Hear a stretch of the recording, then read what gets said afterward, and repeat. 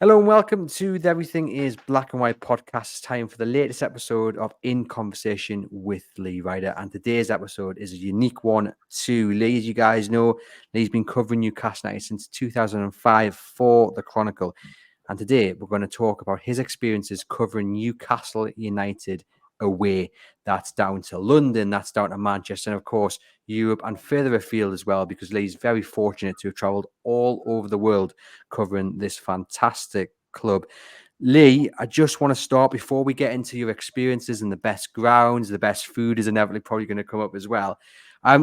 Just how fortunate does it feel that this is your job and you get to cover Newcastle United, as I've said, across the world? Yeah, I mean it's massive, and there's not a day goes by where I don't appreciate it. Every away ground you go to, I just try to be as humble as you can be about life, because things can change very quickly in life. So for me, it's just a real honor and a privilege to do it, and to be able to go to these great clubs, and really get in the scenes and see what it's like at an Arsenal or a Man City or wherever, the big clubs. And there's obviously when you're playing in the Carabao Cup early rounds and you're going to somewhere like Tranmere Rovers or something like that, that's just as enjoyable, because you've seen it from their point of view. And obviously my own career, I started in the lower leagues covering Scunthorpe United and Hartlepool. So I've got a full appreciation for the top level and the lower leagues, and it's all about the passion of the clubs, and you see that at the very top and the bottoms. Yeah. When you first started this role here at the Chronicle, did you have a stadium in mind that it was the one that you really wanted to get to? And have you ticked it off, or are you still waiting to get there? Well, to be honest, I did. I always thought it would be a dream to go to the San Siro, and only recently we achieved that by going with Newcastle in the Champions League. Obviously, growing up, you're watching the Italian football on Channel 4, which was like the free football, which was given to the people by Channel 4, because Sky Sports come in and took football away from the TV screens of the average person. And we were all brought up on watching James Richardson stand at the San Siro in the press box. So to be able to experience that finally was a fantastic feeling, to go to Milan and go in the press room and the press box and see all the famous names and all the shirts on the walls. That was a real privilege for me. And what has been the most standout stadium? Has it been the San Siro? I mean, this year we've had some brilliant trips. We've been to Dortmund, we've been to Paris, as you said there. We've been to Milan as well. And there's some great domestic stadiums here in England that really stand out. But for you, Lee, which one tops the list so far? I mean, domestically for me, going to Tottenham Hotspur's new stadium was a real privilege, and to see that and to go behind the scenes and what they've done there, it shows what can be done. So Tottenham would be up there. I always quite like going to the Emirates as well. I mean, there's a lot to be said about the atmosphere there. Fans always complain about, but I've always found it a decent atmosphere, because the press box is right next to pretty much the sort of the lively end of the home supporters. So we get a few comments chucked our way as well, which is quite interesting. So Tottenham and Arsenal would be up there. Going to Man City, every time you go to Man City, there's something new going on. But again, don't underestimate these sort of the Carabao Cup, the early rounds of that. Going to a Tranmere or an Accrington Stanley, which we went to quite a few years ago now, one down there when Chris Hughton was a manager, and you see a smaller club who rose up the leagues get AFL status. So every away trip has its own special sort of feel to it. Yeah, going to those kind of lower league clubs is a unique experience in itself as well. I mean, remember going to Burton Albion, and that was quite something. You know, even the Stadium of Light. You know, every stadium is different. You know, when you go to the Stadium of Light, you've got so many stairs to get up to the press box, and it's great how you visit these different stadiums and you have different experiences. And I guess one of the things that always stands out, Lee, must be the food on offer, because I bet that is a vast experience depending on which stadium you go to as well. Well, yeah, I mean, I think certain clubs, do, pull out all the stops really with the food. And, while, we have to be humble about the fact that, we do get food at grounds, because I know supporters pay a lot of money for their tickets and stuff like that. You look at somewhere like Man City, who are they're trying to really, be the premier club on every level, and the press room, is very good there now. There's no doubt about it. So I think myself and John Anderson from BBC Newcastle, we always have like a little thing every season where we're saying which club do you think's got the best food, and I think probably Man City and Chelsea are battling it out for that top spot.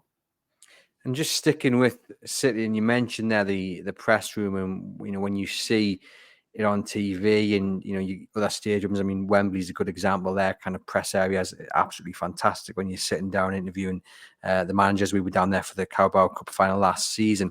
Does it whet the appetite, Lee, for what might be to come at Newcastle in the seasons to come? Because I think it's fair to say that there's been little tweaks to the press areas at St James's Park and at the training ground, but it's nothing like what you have at the top end of the Premier League in terms of Man City, and you'll be able to see other stadiums as well, which you've been fortunate to visit. But does it whet the appetite for what's to come, potentially? Yeah, I mean, it's a great example. I mean, I was lucky enough to go to the first ever competitive game at the new Wembley in 2007, and it was England under 21s against Italy under 21s. It was like a pilot game, a trial game. Just so they were testing the press box and the facilities and stuff. And I think it was a 3-3 draw. And James Milner was playing for Newcastle at that time, and he was also playing for England. So we spoke to him in the media area that day. And we got, going to the old Wembley was good.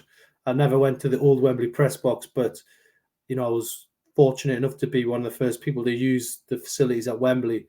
And, ever since then, I've been back there. I was there for the Euro 2020 tournament, the agonising final when they lost on penalties, England. And yeah, I mean that's one of the great examples. And if you can go there season in, season out, then your club's going in the right direction. So yeah, I'd love to go back to Wembley again with Newcastle. I really would. Yeah, it would be something special. It'd be great. For those who haven't been, you walk in. It's kind of like a lecture hall or auditorium with the manager sitting down in the bottom, and you're kind of just a little bit of a raised seat, and you can ask the manager or players the questions. And it's a little bit different to what it's like at St James's Park at the moment, where the manager's kind of on the stage behind a table, and you guys are sitting down in what can only be described as, I don't know how you, kind of old school desks with a fold away desks. So hopefully somewhere down the line there might be a little bit of a improvement there, and just to kind of get it up to the levels maybe of City or an Arsenal. But when you do visit these stadiums like in Etihad, or as we mentioned, the San Siro, I know the San Siro is it's gonna become defunct eventually, but does it also whet the appetite for what's to come in terms of this St James's Park as a whole? We're talking about maybe extending it, redeveloping it. Some are saying we're going to have to knock it down and relocate it, which obviously isn't the aim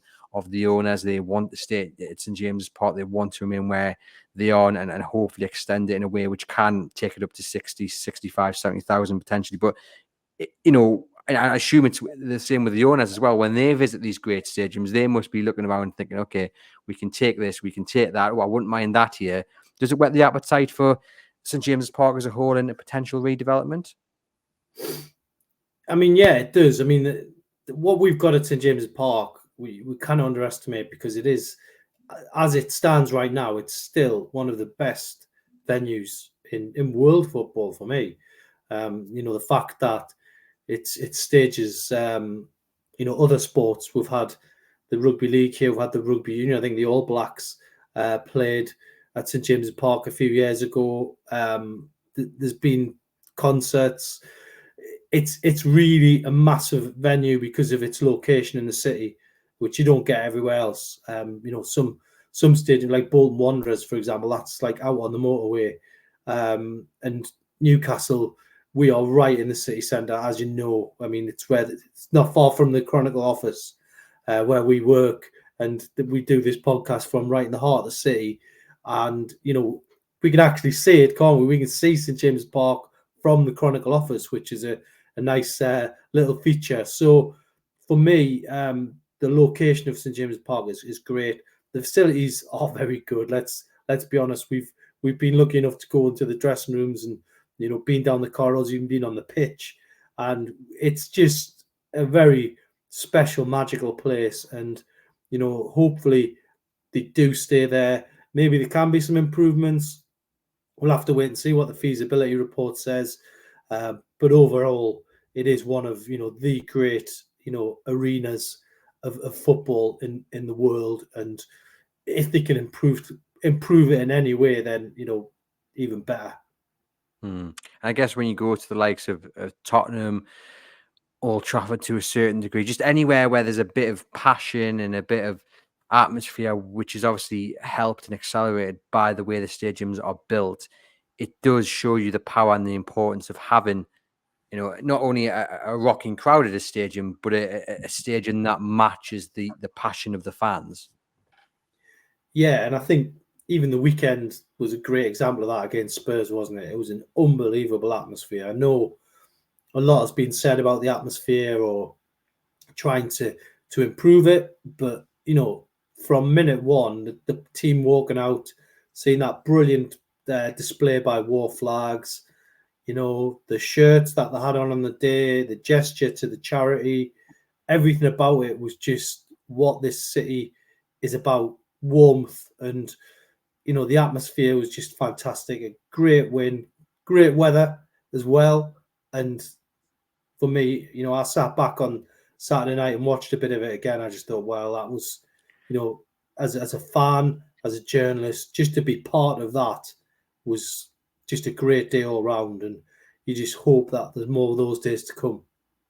Because it's difficult, isn't it, to get the balance. We've seen with the Tottenham Hotspur Stadium, the atmosphere there is absolutely fantastic, but there's always a little bit of criticism about West Ham's home ground, and obviously they've moved from the old bowling ground to the London Stadium, and it is difficult because there is a fear, isn't there, that if you move away, or even if you really redevelop, St James's Park, there's a fear from some that you might lose that little bit of magic that makes it such a brilliant atmosphere to play in, and such a fearing atmosphere for visiting sides. It's going to be difficult for the owners to get that balance. I mean, you can talk to us about what it's like at the London Stadium.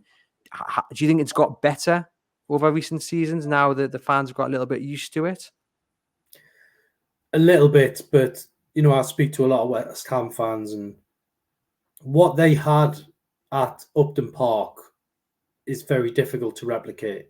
That was one of the old school grounds. You get off the tube, you walk down Green Street, there's a real sort of atmosphere to it.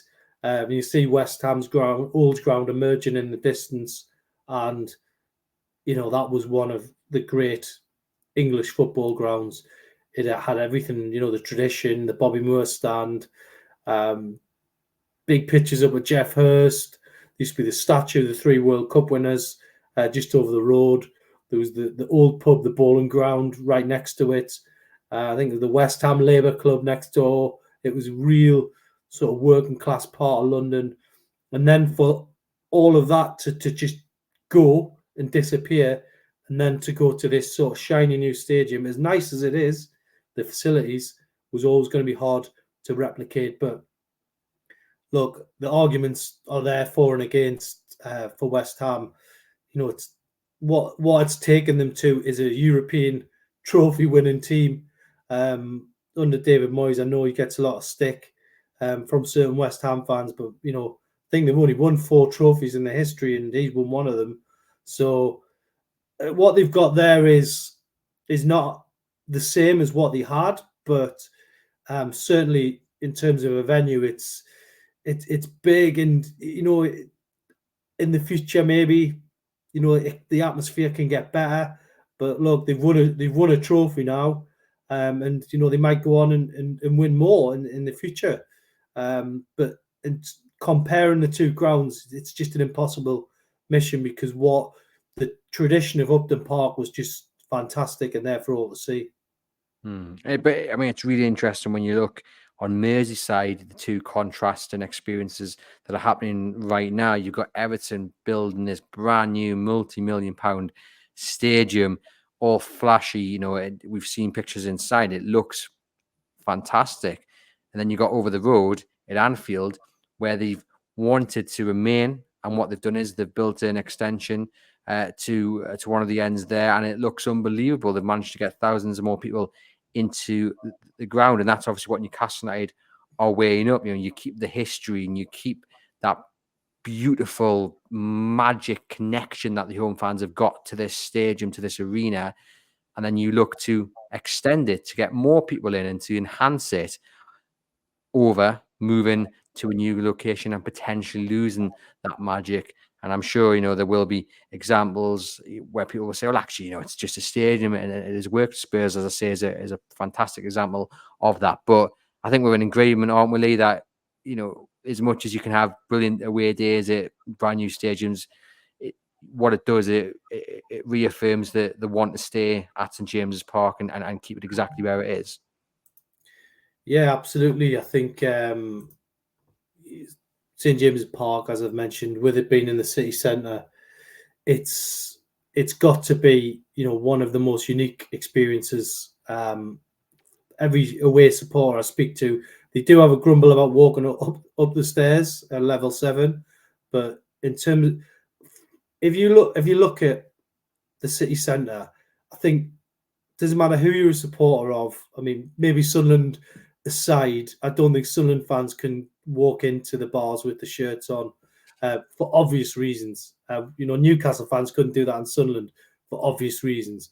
But I think most supporters of any club on an away day can walk into the Strawberry and order a pint with the shirt on, and they rub shoulders with the supporters. And you don't get that. You don't get that at most away grounds. There's always signs on the pubs saying home fans only. But in Newcastle, you can pretty much do what you want, have a weekend, book a hotel, go down the quayside, have a meal, and there's a really warm welcome. So I think you've got to embrace that as a football club. And moving away from St James's Park for me, and I think you're the same as well, we just don't want to do it. Potentially, moving up almost outside the city. I mean, a lot of years ago, there used to be talk about moving to Team Valley. I mean, that would take away so much, the heart and soul of Newcastle United. To move to a stadium on the side of a motorway just doesn't sit well with me, and I would hate to see that happen. If Newcastle is 52,000 plus, great. If we can get it up a little bit higher, even better. But if it was to stay the same, then I would just have to accept that as a fan. And I know it'll be difficult for other people to get tickets. But do you want to lose what we've got? No way. You want to be here for as long as possible and be, the traditional club in the middle of the city centre. Yeah, I think most of our listeners, if not all, will share those sentiments, share those thoughts. Like, I mean, we were talking about how about kind of the away trips you've been on, but I think what we've done is we've just sold St James's Park, and Newcastle is the best away trip in the Premier League. Is there a ground that you say stands out that many people might not expect you to pinpoint? Like, what's the experience like at Bournemouth, for instance? Because that is a tiny Premier League ground in comparison to most of the grounds in the Premier League. Yeah, Bournemouth. Funnily enough, when I was covering Hartlepool, I went down to Bournemouth, and the ground. Well, Eddie Howe was actually playing. He was actually playing that in that game. He didn't have a bad game, by the way. I don't know if probably.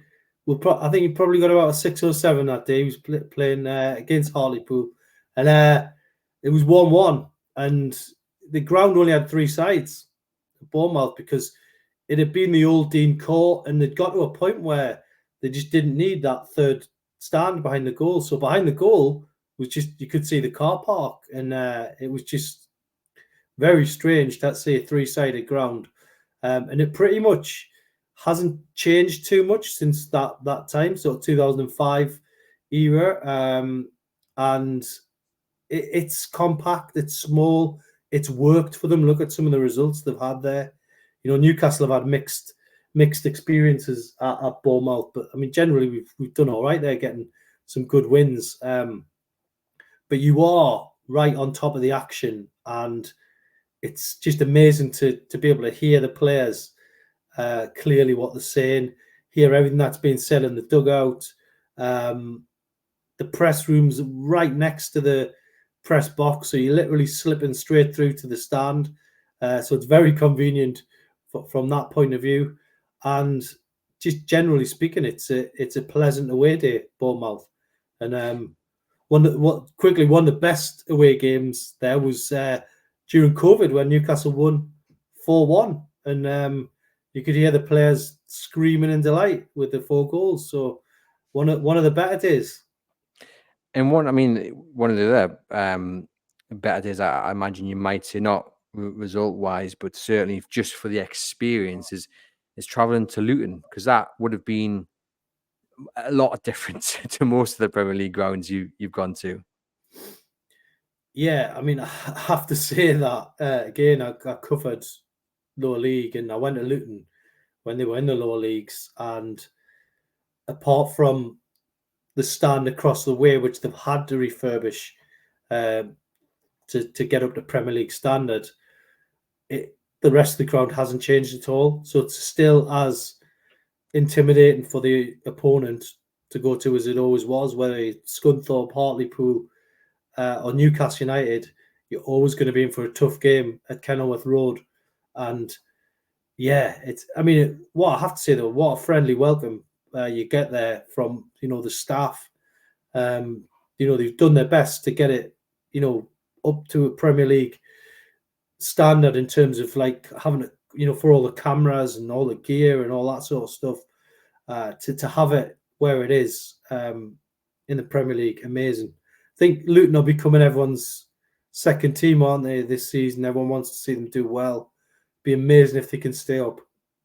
Yeah, fingers crossed they can do. And if you look down at the Championship now, the race for promotion, look, Leicester City, Leeds United, Southampton, West Brom, Groundsley you visited quite often because they've all had years in the Premier League. Now, of course, the other 2 sides fill in the top 6. Norwich City, there in the playoffs, of course, a Premier League side, but not for many years.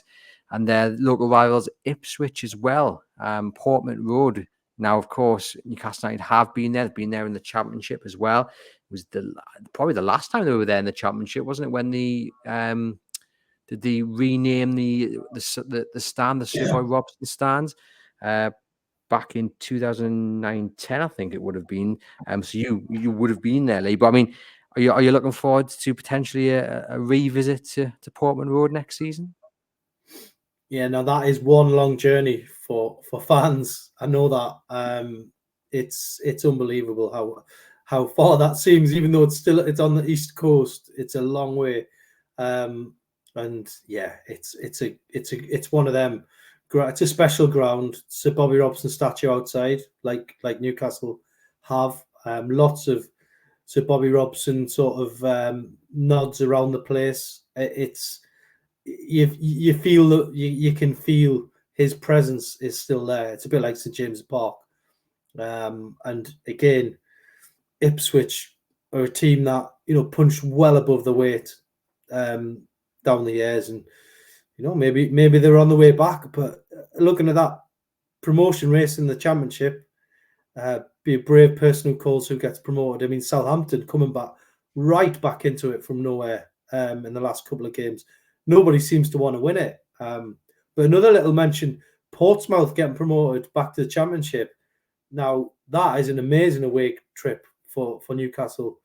It's a long way, but down the years, the atmosphere at Fratton Park, the supporters down there, they deserve everything they get for what they've done, sticking through, and hopefully they make it all the way back to the Premier League as well, because atmosphere-wise, you don't get much better than Fratton Park. They love their football down there, and again, it's another popular away day where I believe the supporters can, bond together before and after games, which is what it should be all about. Yeah, 100%. And just give our listeners and viewers a quick little insight into what an away journey looks for you, because you're not flying on a private jet, you're not in a chauffeur-driven car. You're going around on the trains and the planes like everyone else. You have to put it with delays more often than not on public transport. We don't want people getting the wrong idea. It's not all rainbows and sunshine, is it? No, I mean, we do the same journey as the supporters, really. We're sat side by side with supporters on trains or sometimes planes, and have a chat with supporters. We nobody can say we haven't got our finger on the pulse, because we're with the fans. We're sitting there talking to them, so we know the mood. We know the mood better than anyone. Win, lose, or draw, and I mean, you look. I think the Tottenham away game this season, where Newcastle got beaten 4-1. The trains were all over the place. They got cancelled. People got stranded at King's Cross. And the fans, they weren't happy in some ways, but they just dusted themselves down and got on with it. And some of them were, almost happy they were having an impromptu night out in London after it. So, anything can happen on an away trip, put it that way. We'll finish off on some quick fire questions, and Lee, what is the best ground for atmosphere here in England that you've been to? In an away game, funny enough, I just mentioned Portsmouth there. What a great atmosphere that used to be, but it's a long time since we played down there. But I have to say, for all that gets said about atmosphere at St James's Park, this watch here, which I've got, tells me that the decibel levels are as high as most away grounds that I've been to this season. But look, I think you're looking at the teams that are a little bit more excited about taking on Newcastle.